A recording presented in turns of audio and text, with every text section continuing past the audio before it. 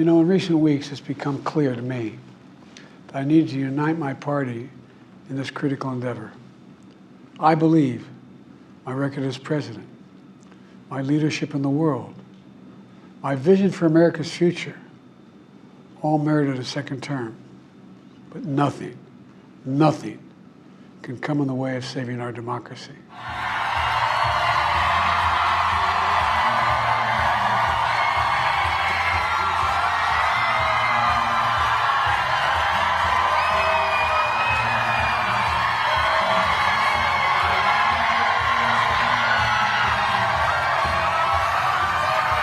It's not good news when anyone has cancer. There's some things about this presentation that are worrisome. Number one is under a microscope, the cancer cells appear to be aggressive. And the way they describe that is that there's a high Gleason score. A Gleason score of 9 is that's on a scale up to 10. So a Gleason score of 9 or a grade group 5, that's two ways of saying the same thing, which is the cancer cells appear to be aggressive. What concerns me more than how the cancer cells look on our microscope is the fact that the cancer has been reported to have already spread beyond the prostate to the bones. And when the cancer has spread to the bones, that makes it stage 4. That means that the cancer is not curable. There's no treatment available that can cure the cancer. There's definitely treatment available that can control the cancer. Really good treatment to control the cancer. And I would assume that the doctors caring for the former president are thinking that way right now. So with prostate cancer that's metastasized to the bone, you could control it for years. 2 or 3 years is very realistic. And some lucky patients get control for 4, 5, 6, and even longer. So I would assume that the president or former president gets a very thorough physical every year. One of the best screening tools that we have to detect cancer is called the PSA. That's a blood test that looks for cancer. I would be interested to know what his PSA was the last time it was checked. It's sort of hard for me to believe that if he's had a PSA within the past year that was normal. It's possible. It's definitely possible. But that would surprise me. Usually prostate cancer doesn't, go full throttle like this too often. When it does, that's usually a bad sign. That's an aggressive cancer for sure. But it does seem odd to me. When you lower that amount of testosterone, we call that androgen deprivation. It's very effective controlling the cancer. It almost always works. You can expect the patient to feel better, have a lower PSA, the scans look better. But what it doesn't do is cure the cancer. So at some point, that strategy will stop working, and we can cross our fingers and hope that it works for many years.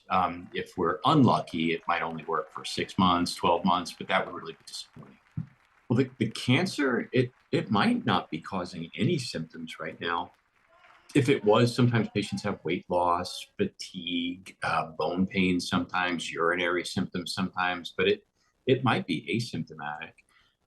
The treatment, the hormone therapy that I'm pretty confident the president will get, it lowers the testosterone. And when that happens, it can cause hot flashes for sure. It can cause fatigue. It can affect your heart. It can affect the strength of your bones. Those side effects are likely. In someone who may have some baseline frailty or baseline cognitive dysfunction, I would worry that the hormone approach might make those symptoms a little bit worse. And looking forward to having like we said, smooth transition. Do everything we can to make sure. And on former President Biden's cancer diagnosis, the president put out a very nice message on Truth Social. Has he talked to President Biden directly? Does he intend to call? What does he intend to say directly?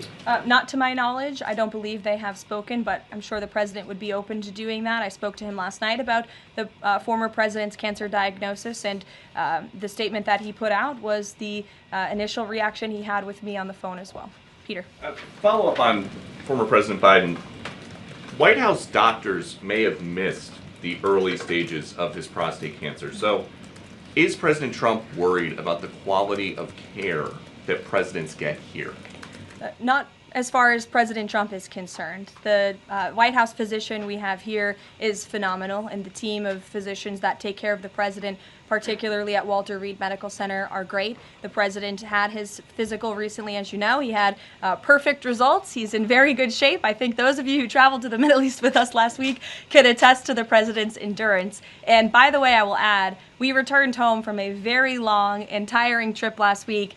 And on Saturday, where was the president? In the Oval Office working all day. He doesn't stop, he doesn't quit, he's in great health, and he trusts his physicians. Just going back one more time to the White House Medical Office, because there seems to be some question about this with regard to President Biden's screening, can you say whether or not President Trump is screened for prostate cancer as part of his physical?